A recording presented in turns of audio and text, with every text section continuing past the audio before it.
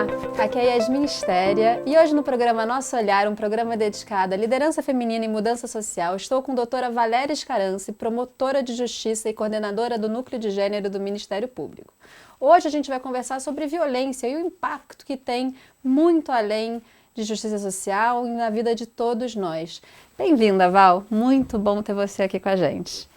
Olá, Yasmine, muito obrigada pelo convite, principalmente para falar sobre um tema tão relevante que é a violência contra a mulher. E essa violência, por vezes invisível, né? Às vezes as pessoas falam que a violência contra a mulher é o olho roxo, a violência patrimonial. É uma oportunidade incrível falar com esse público maravilhoso, esclarecer um pouquinho sobre todas as formas de violência que ainda assolam mulheres e meninas de todas as idades do nosso país, lamentavelmente, mas também temos a oportunidade de esclarecer e conscientizar pessoas do nosso país. Muito obrigada. Perfeito. Eu acho que a gente podia começar esse papo, né, entendendo as diversas formas de violência, né? A gente, com a pandemia, a gente viu os casos aumentando, as situações muito se agravando, tanto a violência física, mas a psicológica, a patrimonial e tantas outras. Vamos entender como isso está afetando de verdade, como que a gente pode identificar as violências, o que são elas, qual é a diferença de cada uma? Eu acho que essa pergunta, para a gente começar, é incrível, né? Por muito tempo, Yasmine, as pessoas associaram violência contra a mulher, olho roxo, violência contra a mulher, marca física. Mas não é só isso. Na verdade, até foi um erro que nós, que enfrentamos a violência contra a mulher, cometemos. As nossas campanhas no início eram todas com olho roxo, marcas físicas. Isso criou no inconsciente coletivo essa associação com as marcas físicas. Mas a violência contra a mulher, ela é muito mais sutil do que o olho roxo. E há muitas formas de violência que causam consequências tão severas quanto as físicas e por vezes não deixam marcas. A Lei Maria da Penha, ela prevê 5 formas de violência. Né? Aliás, a nossa lei está fazendo 15 anos, já é uma lei adolescente. E ela foi muito sábia em mencionar essas 5 formas de violência. Quais são essas formas? Então, a violência moral, são xingamentos, são muito comuns, né? E os xingamentos, eles destroem a autoestima da mulher. E a autoestima é o nosso principal mecanismo de defesa. Eu já ouvi muitas vezes em audiências as mulheres dizendo: eu preferia que ele me batesse do que ele me xingasse daquela maneira. Isso me doía muito mais. Então, a autoestima, atingir a autoestima da mulher destrói o poder de defesa daquela mulher. E é normalmente assim que um dominador, que um agressor começa. Há também essa violência psicológica, que depois nós vamos conversar mais um pouquinho. Ela atinge a autodeterminação, a liberdade, o poder de decisão da mulher. Também há a violência patrimonial. A violência patrimonial, aqui, ela tem por finalidade atingir a independência econômica da mulher. Não são esses golpes econômicos, mas sim o poder de decisão. Como a gente sempre diz, só entra e sai de casa quem tem a chave da casa, quem tem o poder de decisão. Então, o homem dominador, o homem violento, ele ataca esse poder de decisão. Ou também a autoestima e essa autodeterminação da mulher. Por vezes a violência patrimonial, ela atinge aquele objeto que a mulher gosta mais. Então, aquele objeto de estima, recordação da avó, os objetos dos filhos, ou o salário, o emprego, o estudo da mulher. A violência sexual, e é importante dizer que existe estupro nas relações afetivas. Na lei, o débito conjugal. Débito conjugal, o que era isso? Antigamente constava na lei que o sexo era uma obrigação, né? O casamento podia ser rompido se as pessoas não cumprissem com o seu dever. Isso não está mais na lei, mas ainda está na mente das pessoas. As pessoas se sentem obrigadas a fazer sexo. O sexo forçado, ele é violência. O sexo com uma pessoa inconsciente, ele é violência. Então, a violência sexual, ele existe nas relações afetivas. E, por fim, a violência física. Mas a violência física, ela existe com ou sem marcas. Então são essas 5 formas de violência: a moral, a psicológica, a sexual, patrimonial e a física. É muito importante a gente falar sobre isso cada vez mais, quantas vezes for necessário, porque ainda a mulher se sente muito culpada, né? Numa situação como essa, muitas vezes por causa de uma violência moral, psicológica. Então a culpa, ai, eu fiz alguma coisa, eu mereci isso, né? Isso vai levando a mulher a mexer com a autoestima, a autoconfiança, com o trabalho, quando a gente fala da parte patrimonial e financeira, envolve todo o ecossistema ali de defesa da mulher, né? Então eu fico pensando como a gente pode aqui nesse bate-papo trazer algumas formas de identificar cada uma dessas violências. Pois é, sabe que nos bastidores nós conversamos um pouquinho sobre culpa, né? Quando nasce uma mulher, nasce uma culpada, infelizmente. Acho que nós precisamos, na sociedade, primeiro identificar esses mecanismos que sempre colocam a mulher como culpada, né? Sim. Então, as mães se sentem culpadas, as mulheres se sentem culpadas o tempo todo e a sociedade sempre coloca as mulheres no banco dos réus o tempo todo, né? Impressionante. Então, acho que essa responsabilidade é nossa como mulheres, mas também é da sociedade. Então, como identificar, como mudar isso? O machismo, ele é estrutural e ele é estruturante, ele está presente em todas as estruturas sociais. Empresas, escolas, trabalho, todas as estruturas família, igreja, todas as estruturas que compõem a sociedade. Então, como é que a gente muda isso? Identificando esses micromachismos, identificando os nossos machismos e modificando os nossos comportamentos. Nós temos comportamentos machistas que nos levam a sentir essas culpas do dia a dia, identificando como isso perturba as nossas relações com os nossos filhos, com os nossos pais, com os nossos parceiros ou parceiras e modificando então no dia a dia as nossas ações, que também servem de exemplo para as outras pessoas. É muito importante a gente falar sobre o poder do exemplo. Sim. A educação formal, ela deve existir nas escolas e ela tem um poder transformador gigantesco. Mas existe um tipo de educação que arrasta multidões, que é a educação informal, que é a educação pelo exemplo. E as pesquisas apontam, por exemplo, que quando uma pessoa conversa com outra pessoa, quando uma pessoa age diferente, aquela postura modifica outras pessoas. Então, uma pesquisa do Instituto Avon, do porquê homens deixaram de ter comportamentos machistas, apontou que, por exemplo, 40% a 50% desses homens modificaram o seu comportamento em conversas com outras pessoas e com outros homens. Então, às vezes, transformar a sociedade não é algo também tão complexo, cada um pode cumprir o seu papel. Mas falando de violência, né, como é que eu mudo as minhas relações?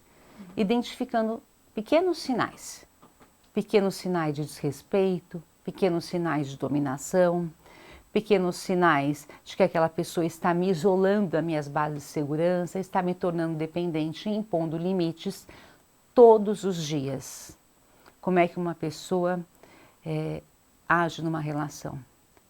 Como o machismo mora na nossa sociedade, como o machismo é estrutural, essa autodefesa, ela tem que ser exercida todos os dias, em todas as relações. Falando nisso, né, a gente mostrar como isso também não é apenas um dever do setor público, né? Isso é um dever das instituições privadas, das empresas que estão ali, obviamente, tem essas dinâmicas de poder e de machismo estrutural, né? E tem também, obviamente, a gente na nossa comunidade, famílias, amigos, tudo que a gente vê, nós todos temos um papel nessa mudança, né? Porque a violência, ela não precisa, como a gente falou desde o início, ser um soco no rosto. Ela pode ser as microviolências, o sexismo, né? De forma que a violência não começa, né, do nada, né? Tem todos os sinais que a gente pode começar a identificar em qualquer esfera da sociedade, né? Todos nós temos um papel. E eu queria muito ouvir você falando sobre esse papel das empresas, como que isso pode ser visto dentro das empresas ou, enfim, mudado dentro das empresas, nas famílias, o próprio papel da rede social hoje em dia, que tem um papel importantíssimo na conscientização.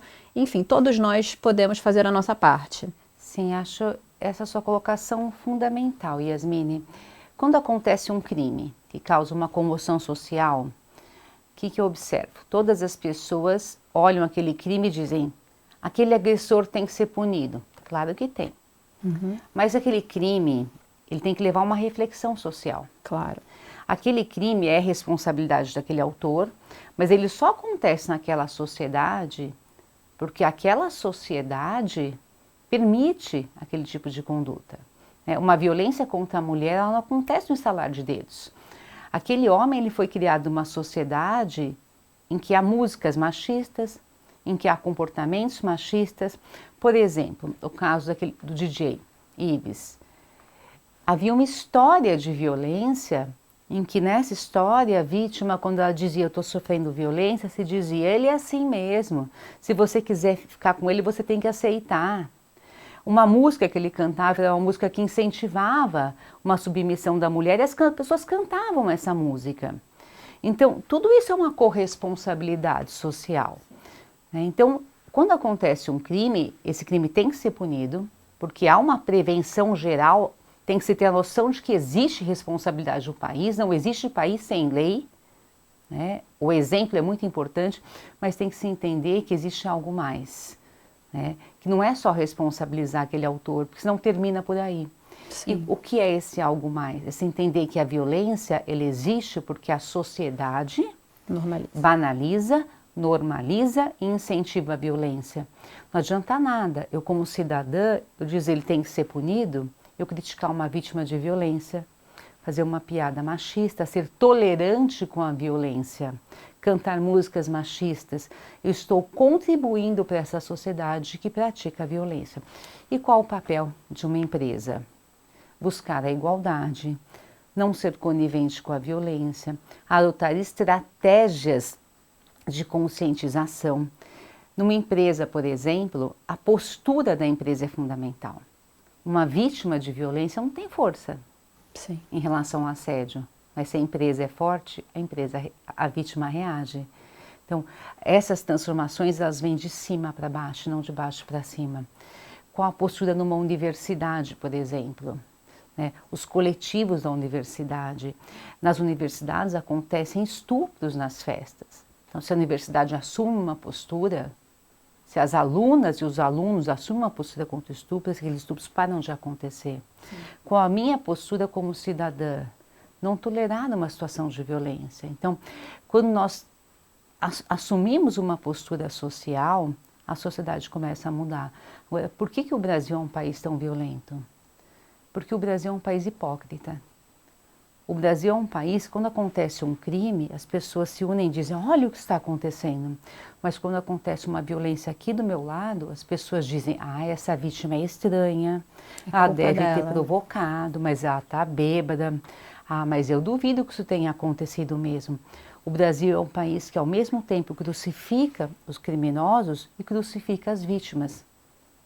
Então, é um país com muita dupla violência, né? Uma violência que é aquela violência em cima de violência que acontece muitas vezes quando a mulher tem coragem, né? Ela consegue ali fazer uma denúncia ou, enfim, falar sobre o assunto, ela é duplamente violentada. Sim, eu já ouvi de inúmeras vítimas. Se eu soubesse que ia ser assim, eu não teria denunciado. Se eu soubesse que eu ia passar por isso, eu não teria feito. Se eu soubesse que as minhas amigas iam abandonar, se eu soubesse que as pessoas iam me escrachar desse jeito, eu não teria denunciado.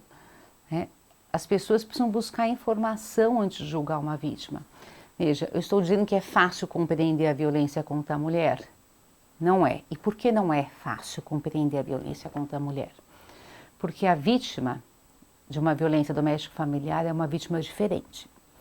A vítima de um roubo, ela deseja, com muita gana, com muita garra, a punição do roubador. Ela quer a justiça. A vítima, num contexto doméstico familiar, ela só quer se libertar da violência. a ter uma relação de amor e ódio. Ela não deseja essa justiça, ela só quer se libertar daquele medo. Aquela vítima, ela registra o boletim de ocorrência e 5 minutos depois ela diz que ela se enganou, que ela não quer mais registrar. Mas por quê? Porque ela está numa situação de extrema vulnerabilidade. Se as pessoas não têm conhecimento do que acontece com essa mulher, elas vão julgar a vítima. Sim. Isso acontece com mulheres do mundo todo. Por que as pessoas julgam a vítima? Por falta de conhecimento. Esse fenômeno da retratação acontece no mundo todo. Então não é uma vítima fácil de se compreender, mas existe uma explicação científica para isso. Por outro lado, o agressor, ele tem um perfil de bom cidadão. Então há uma tendência de as pessoas se afeiçoarem mais com o agressor. É mais fácil ver o agressor como um bom cidadão e a vítima como uma louca que registra o boletim de ocorrência e se retrata. Por isso o conhecimento é tão importante. Por isso a libertação de preconceitos é tão importante. Mas se a pessoa não conhece, se a pessoa não sabe, então não fale. Então não julgue, então não critique. Porque uma postura de crítica, eu sempre digo o seguinte, quem critica uma mulher cala uma legião de outras mulheres. E uma legião de mulheres caladas é uma legião de mulheres potencialmente mortas.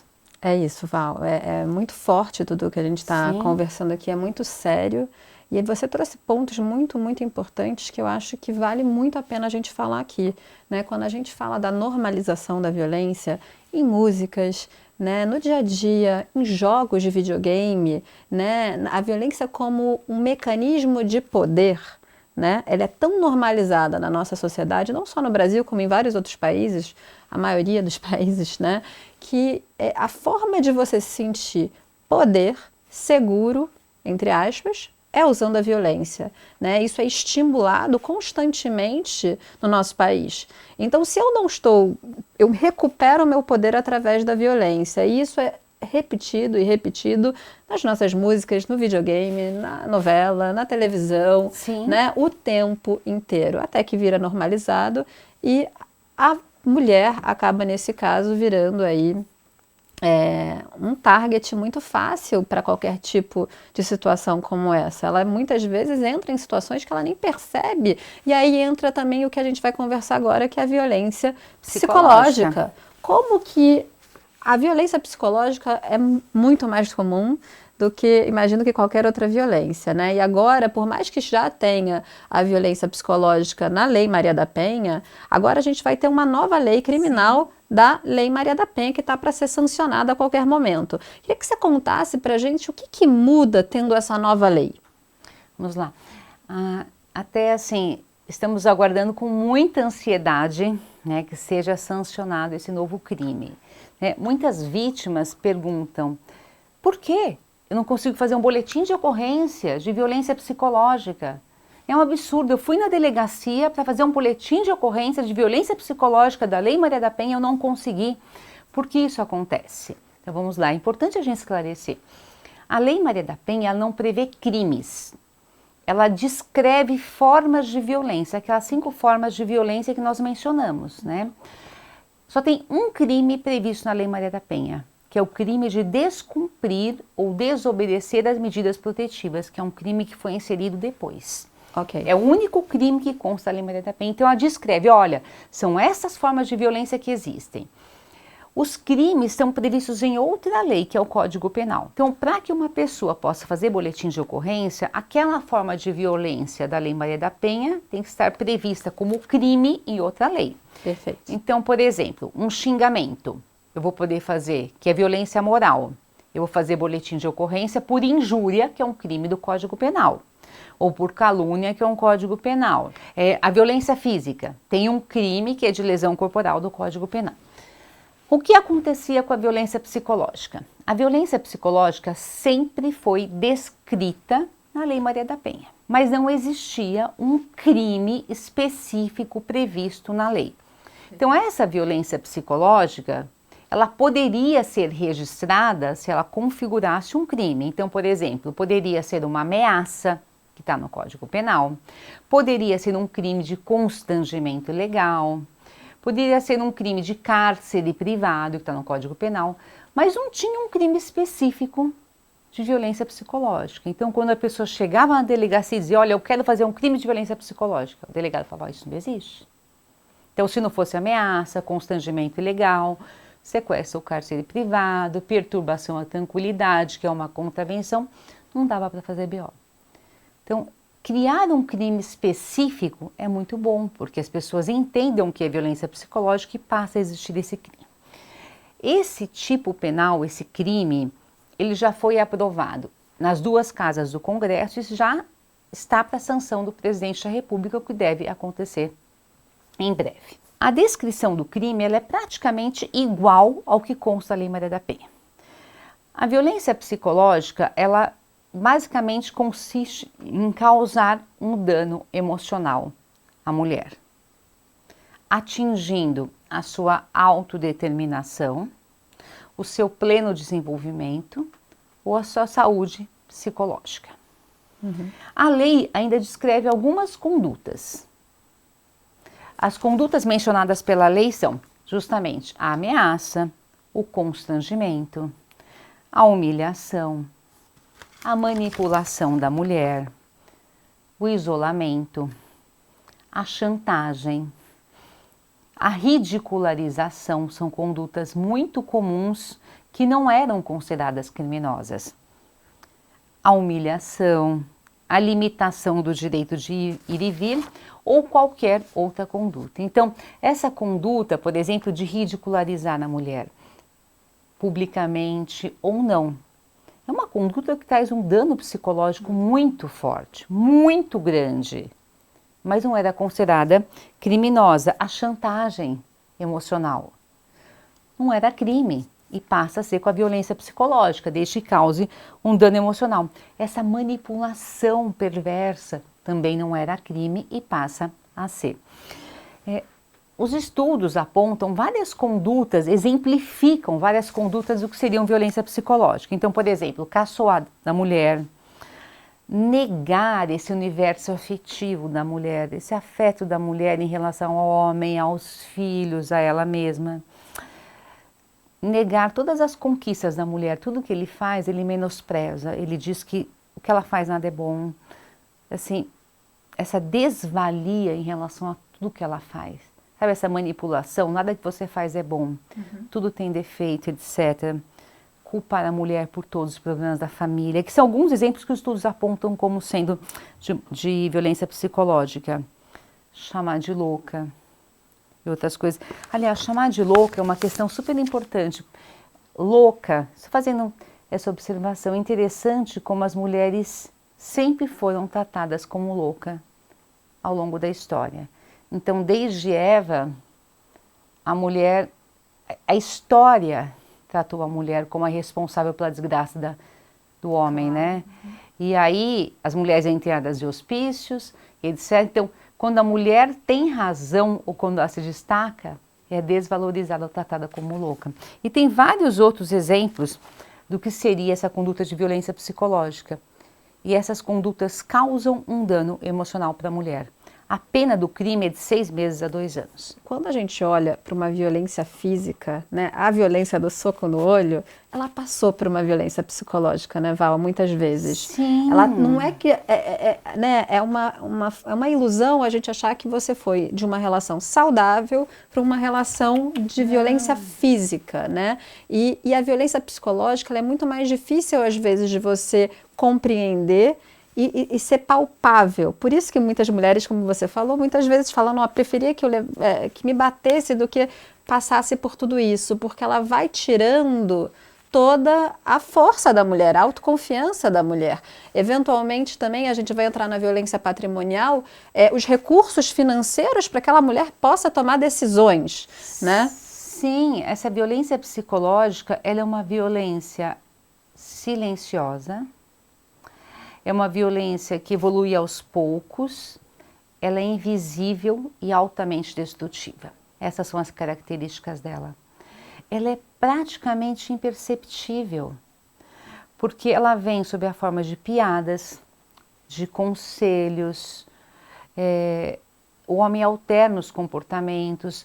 E essa violência ela acontece numa sociedade em que a sociedade transforma a mulher muitas vezes em um corpo, em que a mulher tem que atingir um ideal de perfeição. Então, quando o homem critica a mulher com os filhos, ele fala, poxa, mas você não é uma boa mãe.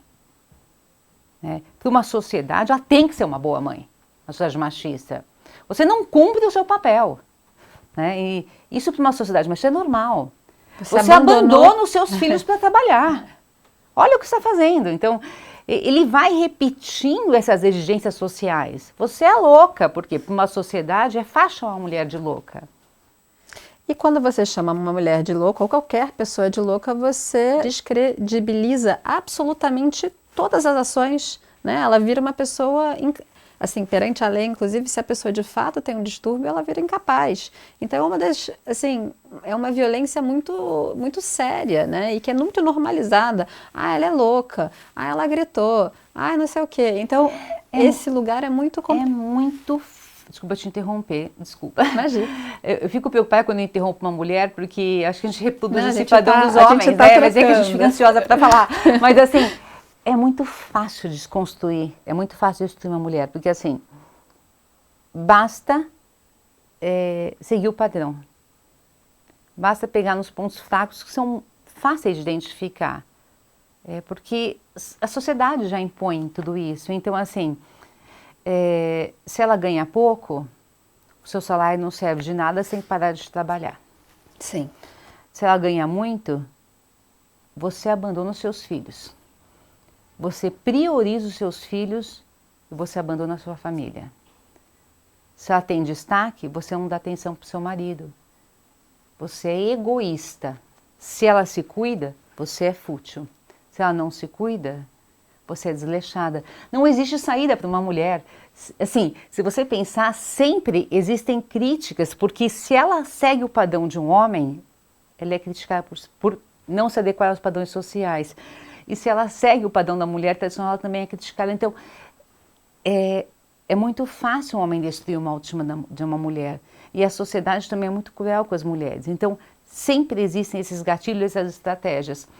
E esses homens perversos, eles vão testando. Como é que um homem destrói uma autoestima de uma mulher? Né? É tentativa e erro mesmo. Ele vai testando até onde dói. A hora que ele descobre esses gatilhos, assim, e aí ele vai. E aí a mulher já está dentro da história, né? Assim, eu tenho uma figura de linguagem, uma imagem que eu gosto muito, né? A Mary France Irigoyen é uma estudiosa da violência, ela fala isso sobre a dominação, não necessariamente sobre essa forma de violência, mas ela diz que o dominador é como se fosse um alpinista. Como é que um alpinista chega numa montanha? Né? Ele não dá um salto. Claro. Como é que um dominador, ele submete uma pessoa? Ele vai aos poucos, ele vai... E é assim que é a violência psicológica. É com pequenos gestos, é com pequenos comentários, ele vai aos pouquinhos. Por isso que ela é silenciosa. Agora, numa sociedade em que isso é normal, em que é normal criticar uma mãe, é normal criticar a mulher, é normal se exigir perfeição, é normal se criticar uma mulher ou porque ela ganha pouco, ou porque ela trabalha muito, ou porque ela... Por qualquer coisa. Por qualquer coisa. Então, tudo bem, isso é normal. Então, isso não é violência. Ele só perdeu a cabeça porque ele trabalha muito. Coitado. Então, ele só fez uma piada. A gente escuta isso direto. O país está muito chato, não pode mais fazer piada com a mulher que ela fica brava. Só que não é piada. É lá. Eu vi outro dia, eu até pensei em usar isso, acho que a gente, para mostrar de uma forma simples o que é violência psicológica. Um videozinho para explicar bullying, eu achei incrível. Um videozinho assim, de não sei se era mãe ou professora, explicando para um menino. Ela fala assim para ele, xinga esse papel. Xinga, ele fala assim, você é feio, ela amassa o papel. Você não escova os dentes, ela amassa o papel. Você é fedido, vai indo, vai xingando, ela vai amassando o papel, amassando. Aí ela amassa o papel. Aí fala assim para ele, agora paçoca o papel. Aí ela fala assim, agora pede desculpas pro papel. Aí ela abre o papel. Aí Tá toda machucada. Ele fala assim, o papel voltou ao normal? Ela fala, não. É por isso que a gente não faz bullying.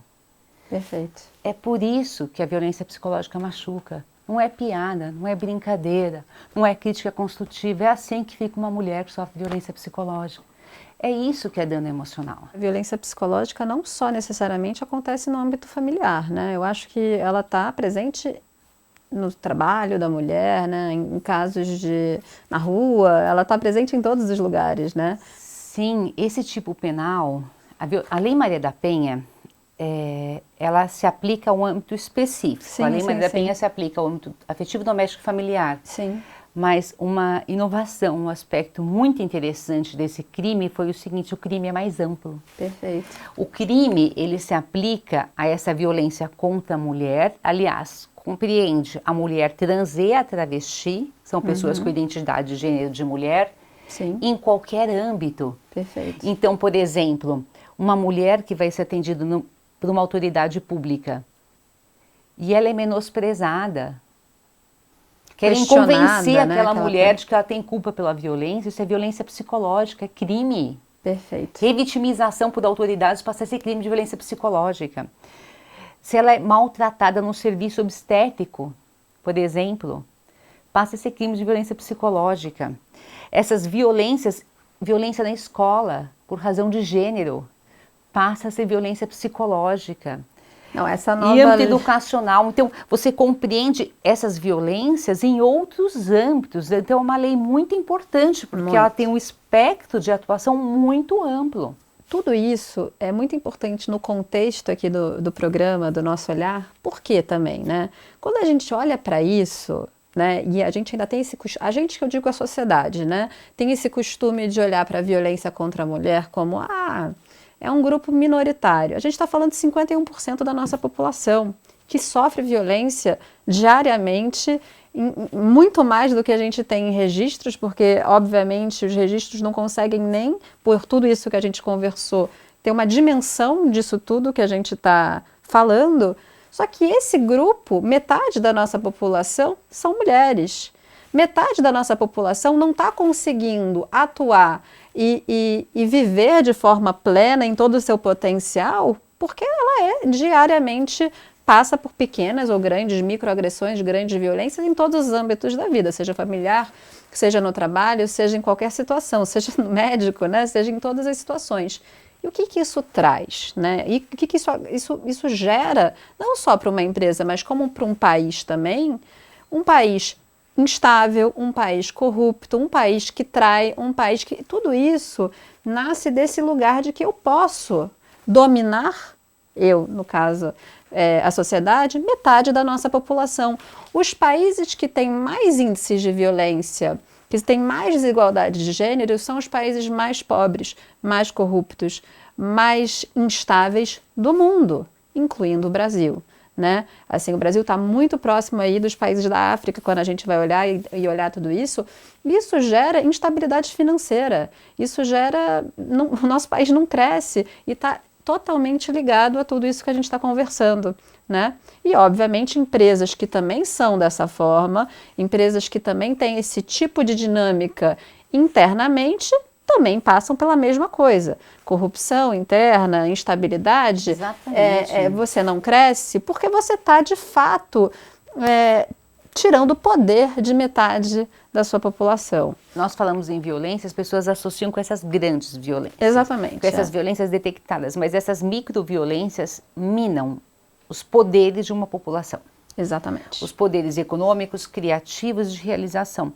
E eu acho que a pergunta que se coloca é: em que mundo eu quero viver? Em que sociedade eu quero viver? Em que sociedade eu quero que a minha esposa, em que os meus filhos vivam? Porque eu posso ser homem. Claro. Mas eu tenho uma esposa, claro. Eu tenho uma filha, eu tenho uma mãe. Né? E eu sempre digo o seguinte, talvez, quando eu estou num ambiente com homens, talvez a sua esposa não tenha te falado, talvez a sua filha não tenha te falado, talvez a sua mãe não tenha te falado. Mas elas já passaram por muitas situações de violências, porque eu já passei. E todas as mulheres passam e vão passar. Então, se você não quer fazer por você, homem, faça pelas suas filhas, faça pela sua mãe, faça por um mundo melhor, faça por um mundo mais justo, Seguro. seguro para nós. Porque as mulheres, a gente sempre fala isso, né, Yasmine? Tem dois tipos de mulheres. As mulheres que já enxergaram as violências que elas sofrem e as mulheres que não viram ainda. Porque nesse mundo aqui, nenhuma de nós passa a vida Não. sem várias formas, sem muitas discriminações, violências, desvalias, risadinhas, desqualificações. E que mundo que a gente quer viver, né? Porque também tem uma falsa impressão de que esse tipo de violência acontece em classes sociais que têm menos poder aquisitivo. E isso não é verdade. Recentemente você escreveu um artigo sobre isso, inclusive, e eu acho muito importante trazer isso e repetir isso, porque também está em todos os lugares, né? A violência é democrática. Exato. Ela é absolutamente democrática. Ela só é mais visível, por vezes, nas classes mais pobres, mas ela atinge mulheres de todas as idades. E, por vezes, ela é ainda mais perversa nas classes ricas, porque homens com dinheiro, eles tornam essas mulheres totalmente dependentes economicamente, os filhos dependentes economicamente. Tem até uma referência à gaiola de ouro. Né? Então elas ficam trancafiadas nessa situação, não conseguem sair, os filhos também. E aí eu até queria dar uma dica que eu acho super importante. A pandemia, ela impactou muito fortemente as mulheres. Sim. Né? 50% das mulheres foram atingidas economicamente pela pandemia.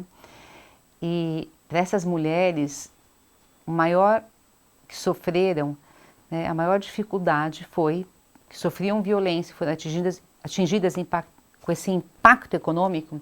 A maior dificuldade foi a convivência com os parceiros violentos, porque elas estão dentro de casa com os parceiros violentos. Então, a independência econômica ainda é uma das principais estratégias de enfrentamento e prevenção à violência. Não importa a classe social, não importa de onde a mulher vem, importa o poder que ela tem sobre o seu próprio dinheiro.